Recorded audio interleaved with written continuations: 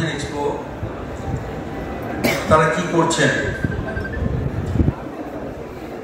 আমাদের প্রত্যাশা কি ওদের কাছে?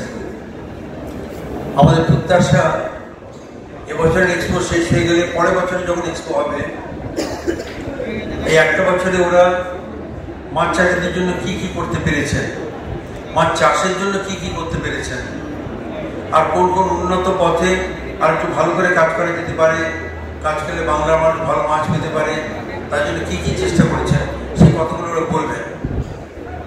গত বছর যে এক্সপো হয়েছিল সেই এক্সপো পরে এক বছর পরে আবার এই এক্সপো হচ্ছে। এটা আমরা কি পেয়েছি?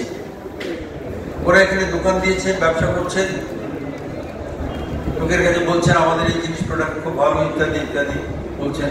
ওরা নিশ্চয়ই বলবে, ওদের সে বলার অধিকার আছে। আমার যেটা জানার তা হচ্ছে, যেটা জানতে যেটা হচ্ছে যে গ্রামীণ প্রান্তের মানুষেরা তারা যে সুযোগটা পাচ্ছে, মাছের চাষ বাড়ানোর জন্য কি কি সুযোগ পাচ্ছে, মাছকে এগিয়ে নিয়ে যাওয়ার জন্য কি কি সুযোগ পাচ্ছে। আমি আগের একটা তথ্য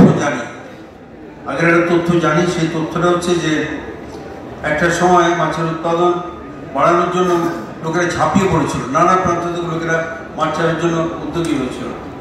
কিন্তু তখন কি করলে মাছ একটু বেশি উৎপাদন করা যাবে তার জন্য যে চেষ্টা করেছিল, তাতে মিথক্সিকুইনের প্রভাবের জন্য চিংড়ি মাছের চাষিরা বিশাল পরিমাণ ক্ষতির সম্মুখীন হয়েছিল। এবং এই ঘটনাটা আমাদের সকলের মুখে কালি লেপে দিয়েছে। পরে আমরা সতর্ক হয়েছি, কিন্তু যারা ওই সময় আত্মহত্যা করেছিল এরকম কিছু কিছু চাষির খবর আমি রাখি। তারা এর জন্য দায়ী। সেগুলো সন্ধান করে সেই ব্যবসায়ী যাতে এখানে ঢুকতে না পারে, নতুন করে যাতে ভালো ব্যবসায়ীরা যারা ভালো ব্যবসা করছেন, ভালো উৎপাদক যারা, তাদেরকে যাতে বেশি করে জায়গা দেওয়া যায়। বেঙ্গল অ্যাকোয়াকালচার এক্সপোর্ট এটা একটা দায়িত্ব, যে মানুষগুলো মরে গেছে আমি তাদেরকে কোনো সুরাহা দিতে পারবো না, কিন্তু আগামী দিনে যাতে এই ধরনের ঘটনা না ঘটে তা দেখার দায়িত্ব আমাদের সকলের। আমরা দপ্তরের পক্ষ থেকে একটা রিসার্চ অ্যান্ড ল্যাবরেটরি করেছি, জল কেমন হবে, মাছ কেমন হবে, মাটি কেমন হবে, এই ল্যাবরেটরি করেছি। এখনো খুব বড় ধরনের সাফল্য পাইনি, আস্তে আস্তে এগোচ্ছি আমরা। কিন্তু সরকারের চেয়ে প্রাইভেটে তো সুযোগ আরো বেশি থাকে। তাদের প্রতি আমার দুঃখ যে তারা সেই সুযোগটা কাজে লাগাচ্ছেন না। কেন? তারা সেই সুযোগটা কাজে লাগিয়ে আরো ভালো করে করবেন, সুন্দর করে করবেন, করে আমরা এগোতে পারবো। এটাই তো আমাদের লক্ষ্য হওয়া উচিত। আমি তাদের সবাইকে, এখানে যারা দোকান করেছেন, বড় বড় ব্যবসায়ী সংস্থারা, তার প্রত্যেকেও আবেদন জানাবো, আগামী বছর একটু সময় আমি যেন শুনতে পাই আমরা এই নতুন প্রোডাক্ট তৈরি করেছি, এই নতুন প্রোডাক্ট দিলে আরো ভালো মাছ চাষ হবে, আরো ভালোভাবে আমরা প্রোটিন দিতে পারবো, উৎপাদন ভালো হবে ইত্যাদি।